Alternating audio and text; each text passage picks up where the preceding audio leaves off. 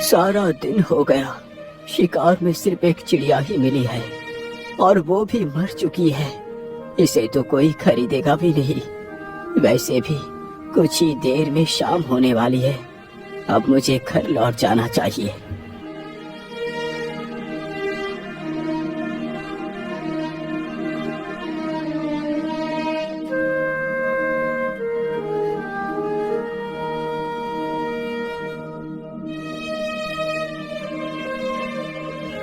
अरे, इधर तो एक कबूतरी भी बैठी है।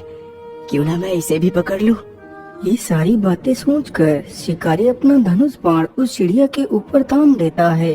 तीर कमान से छूटते ही चिड़िया के पैर में जा लगा। चिड़िया फड़फड़ाते हुए जमीन पर आ गिरी। वाह वाह, एक शिकार और मिल गया। इसे बेचकर आज का राशन मिल जाएगा। हे शिकारी, तुम मुझे मत मारो। मैंने तुम्हारा क्या बिगाड़ा है? चिड़िया, मुझे तुम्हें मारने और पकड़ने का कोई शौक नहीं। ये सब कुछ मैं अपने पापी पेट के लिए करता हूँ। यदि मैं ये कार्य नहीं करूँगा तो खाऊंगा क्या? शिकारी की यह बात सुन चिड़िया उसकी मजबूरी को समझ जाती है। हे शिकारी, तुम मुझे मत बेचो। तुम मेरा इलाज कर अपने साथ रखो। मैं तुम्हारी किस्मत को बदल दूंगी। ठीक है चिड़िया, मैं तुम्हें नहीं बेचूंगा, लेकिन क्या सच में तुम मेरी किस्मत को बदल सकती हो? हाँ हाँ शिकारी, मैं एकदम उचित कह रही हूँ। मेरी बात का विश्वास करो। ठीक है चिड़िया, तो फिर चलो मेरे साथ मेरे घर। फिर शिकारी उस चिड़िया को भी अपने साथ लेकर चला जाता है।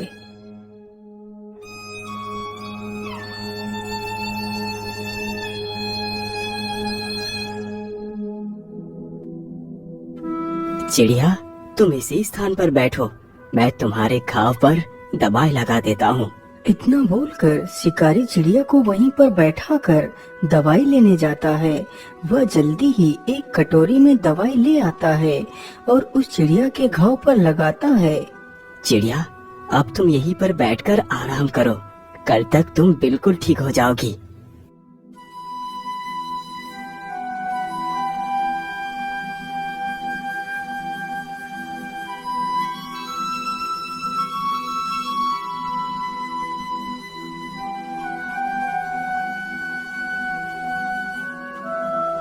अरे वाह चिड़िया, तुम तो एकदम ठीक हो गई। अच्छा, अब तुम यही घर में रुको, मैं शिकार के लिए जा रहा हूँ।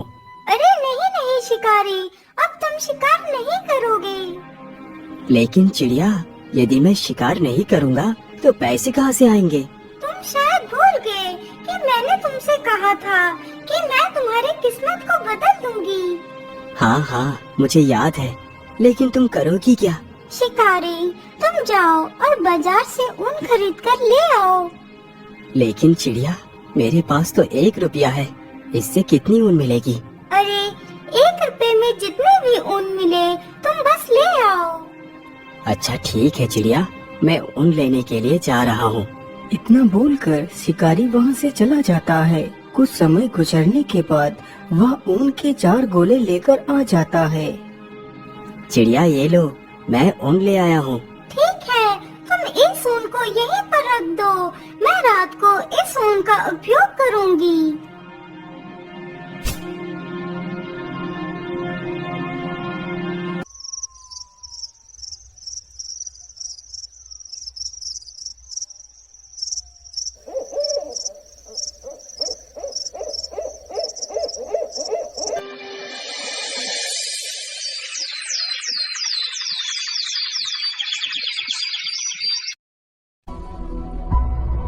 अगले ही दिन शिकारी जैसे ही सोकर उठता है तो वह देखता है कि सामने टेबल पर एक बहुत ही सुंदर शाही सूट रखा हुआ है। अरे, ये इतना सुंदर शाही सूट किसका हो सकता है, जबकि यहाँ तो कोई नहीं। अरे चिड़िया, ये शाही सूट कौन लेकर आया? अरे शिकारी, तुम ज्यादा अचंभित मत हो। ये सूट मैंने ही बनाया है। क्या ये सूट तुमने बनाया है? मुझे तुम्हारी बातों पर विश्वास नहीं हो रहा। तुम मेरी बात का विश्वास करो, ये मैंने ही बनाया है। अब तुम इस सूट को लेकर बाजार में बेच जाओ। इतना सुनकर शिकारी उस शाही सूट को लेकर बाजार की ओर चल देता है, लेकिन उसके मन में काफी सारे सवाल चल रहे थे। आखिर ऐसा कैसे हो सकता है? भला एक चिड़िया इतना सुंदर सूट कैसे बना सकती है? मुझे तो लगता है ये कोई साधारण चिड़िया नहीं हो सकती। इसका पता तो मुझे लगाना ही होगा। ये सारी बातें सोचते सोचते शिकारी बाजार को पहुंच जाता है और एक स्थान पर उस शाही सूट को अपने कंधों पर डालकर खड़ा हो जाता है। सूट ले लो, शाही सूट ले लो। ऐसा शाही सूट आपने कभी नहीं देखा होगा। शिकारी की यह बात सुन उसके पास काफी सारे लोग इकट्ठे हो जाते हैं। अरे वाह, वाकई ये सूट तो कितना सुंदर है। मैंने आज तक इतना सुंदर सूट नहीं देखा। अरे भाई, इस सूट की क्या कीमत मांग रहे हो? अरे भाई, ये सूट 20 मोहरों का है। अरे भैया, मैं 20 मोहरे तो नहीं दे पाऊंगा, लेकिन हाँ, इसके लिए मैं 5 मोहरे अवश्य दे सकता हूँ। तभी वहाँ पर राजा का मंत्री आ जाता है। अरे वाह, यह शाही सूट तो कितना आकर्षक है। मैंने आज तक ऐसा शाही सूट नहीं देखा। यदि मैं ये सूट राजा को दूंगा तो राजा बहुत प्रसन्न होंगे। अरे भाई, तुम इस सूट की क्या कीमत मांग रहे हो? भैया, इस सूट की कीमत मैंने 20 मोहरे रखी है। ठीक है, ये लो 20 मोहरे और ये सूट मुझे दे दो। शिकारी जल्दी ही उन 20 मोहरों को लेकर उस शाही सूट को उसे दे देता है। अरे वाह, एक सूट तो 20 मोहरे का बिका। 20 मोहरे तो कमाने में मुझे वर्षों लग जाते। मैं ऐसा करता हूँ, फिर से ऊन खरीद कर ले चलता हूँ। आज तो मैं पता लगा कर ही रहूंगा इस चिड़िया का सच क्या है। अरे चिड़िया, तुमने तो कमाल ही कर दिया। तुम्हारे द्वारा बनाया गया सूट 20 मोहरों में बिका है। मैं और भी ऊन खरीद कर लाया हूँ। जैसे ही आधी रात गुजरती है तो वह शिकारी झूठ मूठ सोने का नाटक करता है। उधर वह कबूतरी भी शिकारी के सोने की प्रतीक्षा कर रही थी। मुझे लगता है शिकारी अब सो चुका है। चलो अब मैं अपने वास्तविक रूप में आ जाती हूँ। इतना बोलकर कबूतरी एक सुंदर राजकुमारी का वेश धारण कर लेती है और चुपचाप उस ऊन के वस्त्र बनाने लगती है। यह सारा दृश्य सत्या चुपचाप फटी आंखों से देख रहा था।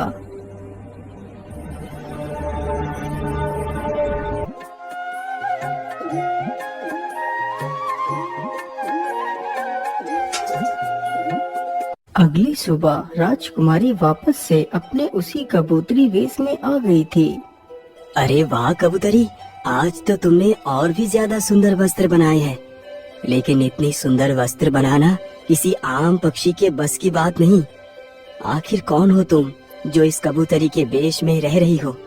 मैं तुम्हारी वास्तविकता को जान गया हूँ। बताओ, तुम कौन हो? सत्या, मैं कोई कबूतरी नहीं हूँ।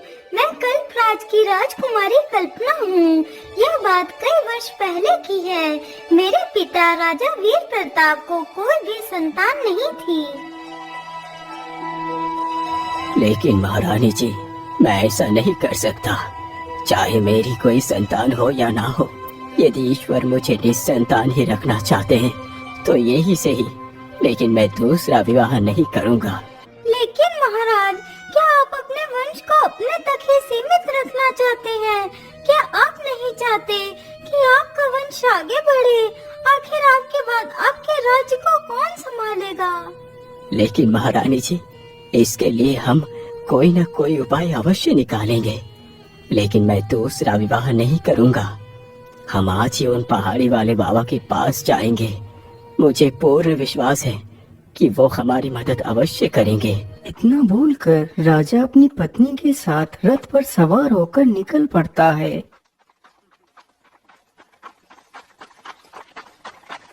वह चलते चलते जल्दी ही उस बाबा के आश्रम में पहुंच जाता है।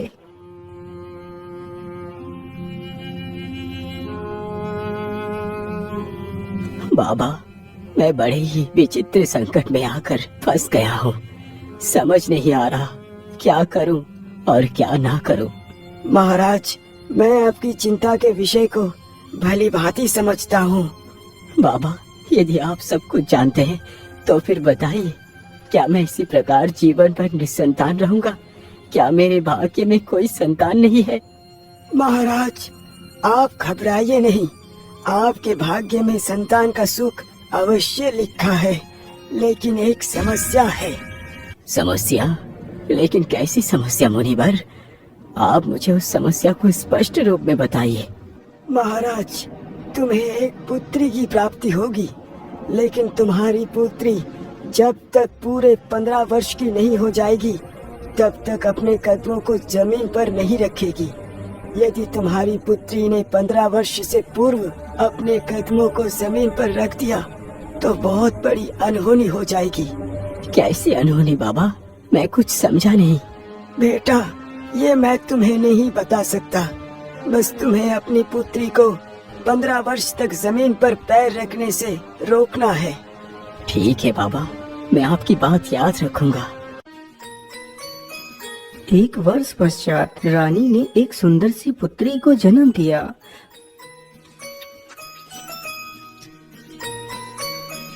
मंत्री जी, जाओ और पूरे राज्य में धन दौलत बांटो। आज मेरे लिए सबसे बड़ा खुशी का दिन है। धीरे धीरे काफी वर्ष गुजर गए।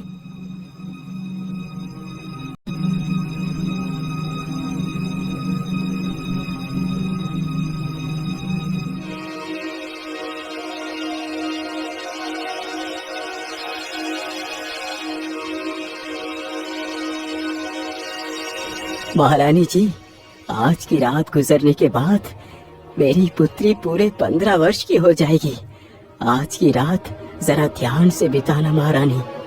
हाँ महाराज, आज का ही दिन हमारे लिए शेष बचा है। इसके बाद हमारी पुत्री जमीन पर उतर पाएगी। आधी रात जैसे ही गुजरती है तो महारानी की भी आंख लग जाती है।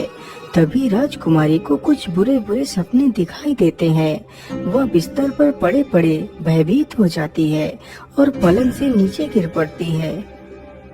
हे भगवान, ये क्या हो गया? मैं जमीन पर कैसे गिर पड़ी? माँ, जल्दी उठो, देखो मैं पता नहीं कैसे जमीन पर गिर पड़ी। इतना सुनते ही महारानी की आंखें खुल जाती हैं। अरे अरे अरे पुत्री, ये तुमने क्या कर दिया?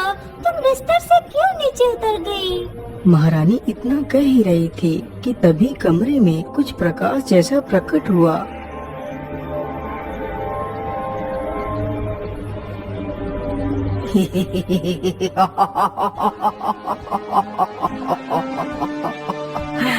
महारानी जी, मैं भूखा हूँ, मुझे मांस खिलाओ, नहीं तो मैं तुम्हारी बेटी को खा जाऊंगा। नहीं राक्षस, तुम ऐसा नहीं कर सकते। इतना कहते ही महारानी जमीन पर गिर पड़ती है और बेहोश हो जाती है। राक्षस, आप मुझे मत मारो, मुझ पर दया करो। अरे वाह, राजकुमारी तो कितनी सुंदर है। काश कि यह राजकुमारी मेरी पत्नी बनती तो कितना अच्छा होता। ठीक है, मैं तुम्हें नहीं मारूंगा, लेकिन तुम्हें मेरे साथ विवाह करना होगा। चलो मेरे साथ। इतना बोलकर राक्षस राजकुमारी का हाथ पकड़कर वहाँ से गायब हो जाता है और उसे अपनी गुफा में ले जाता है। राजकुमारी, यही मेरा घर है। आज से तुम यहाँ की मालकिन बनोगी। मैं तुम्हारे साथ विवाह करूँगा। नहीं राक्षस, मैं एक इंसान हूँ और तुम तो एक दैत्य हो। भला मैं तुम्हारे साथ विवाह कैसे कर सकती हूँ? मुझे जाने दो। नहीं राजकुमारी, तुम्हें यदि जीवित रहना है तो तुम्हें मेरे साथ विवाह करना ही पड़ेगा। अच्छा, अब मैं अपने रिश्तेदारों को न्योता देने के लिए जा रहा हूँ। तुम यहीं पर रुकना। लेकिन हाँ, यदि मैं तुम्हें यहाँ छोड़कर चला गया तो तुम यहाँ से कहीं भी भागकर जा सकती हो। इसलिए मैं तुम्हें एक पंछी बनाकर पिंजरे में बंद कर देता हूँ। फिर राक्षस राजकुमारी को एक कबूतरी बनाकर पिंजरे में बंद कर देता है और वहाँ से चला जाता है। हे भगवान, अब मैं क्या करूँ? यहाँ से कैसे निकलूँ? मैं इस पिंजरे को खोलने की कोशिश करती हूँ। हो सकता है पिंजरा कबूतरी पिंजरे को खोलने का प्रयास करती है। कुछ देर प्रयास करने के पश्चात पिंजरा खुल जाता है और वह वहाँ से उड़ जाती है। लेकिन राजकुमारी, क्या तुम अपने वास्तविक रूप को धारण कर नहीं रह सकती? शिकारी भाई, मैं अपने वास्तविक रूप में सिर्फ कुछ क्षण के लिए ही रह सकती हूँ। एक दिन में सिर्फ एक बार ही मैं अपना वास्तविक रूप ले सकती हूँ, वो भी रात के 12 बजे के बाद। क्या तुम श्राप से मुक्त नहीं हो सकती? इसका जवाब तो पहाड़ी वाले बाबा ही दे सकते हैं। तो फिर ठीक है राजकुमारी, चलो मेरे साथ पहाड़ी वाले बाबा के पास, मैं तुम्हारी रक्षा करूँगा। इतना बोलकर वह दोनों बाबा से मिलने के लिए निकल पड़ते हैं।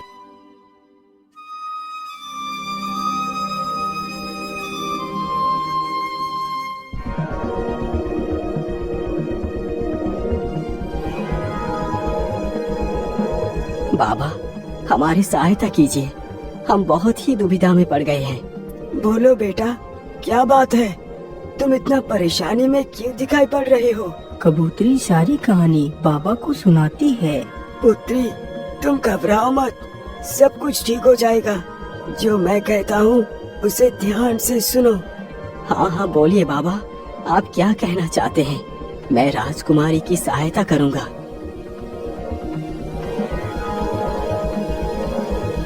राजकुमारी, तुम्हें अपने वास्तविक रूप को प्राप्त करने के लिए उस नदी में स्नान करना होगा, तभी तुम अपने पिछले जन्म के श्राप से मुक्त हो पाओगी। आज अमावस्या है, तुम्हें उस नदी में रात 12 बजे स्नान करना है। सत्या, तुम भी राजकुमारी के रक्षण के लिए साथ ही जाओगे। राजकुमारी, अब वो समय आ चुका है।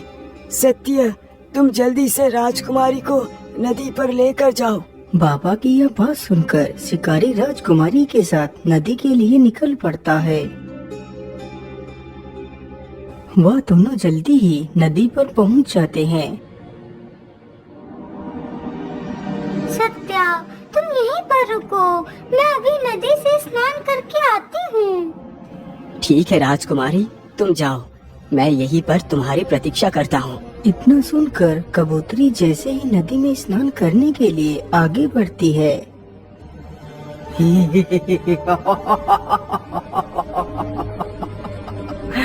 नहीं राजकुमारी, नहीं, इतनी जल्दी नहीं, मैं तुम्हें मुक्त नहीं होने दूंगा।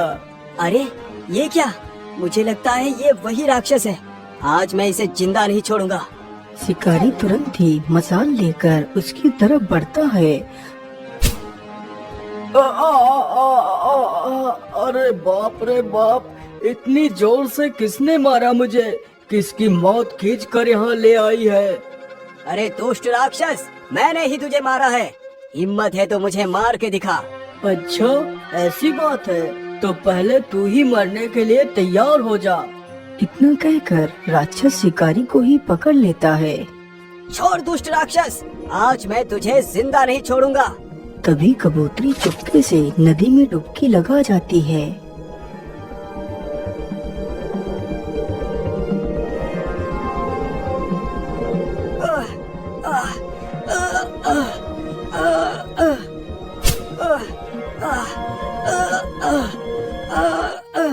शिकारी, क्या तुम ठीक हो? तुम्हें कुछ हुआ तो नहीं? नहीं नहीं राजकुमारी, मैं बिल्कुल ठीक हूँ। शिकारी भैया, आखिर तुमने ऐसा क्यों किया?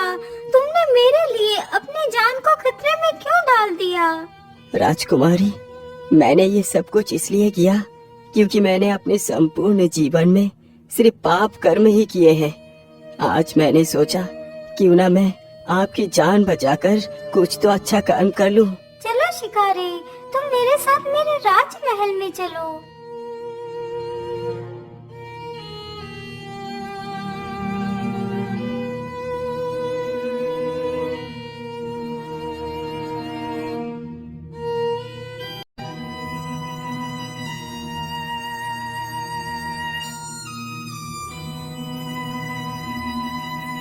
सत्या, आज तुमने मेरी पुत्री की जान बचाकर मुझ पर बहुत बड़ा उपकार किया है। मैं तुम्हारा ये उपकार कभी नहीं चुका पाऊंगा। मंत्री जी, सत्या को एक बैलगाड़ी भरकर सोना, चांदी, हीरे, जवाहरात दे दी जाए। राजा के इस आदेश पर शिकारी को एक बैलगाड़ी भरकर सोना, चांदी, हीरे, जवाहरात देकर सम्मान पूर्वक विदा कर दिया जाता है।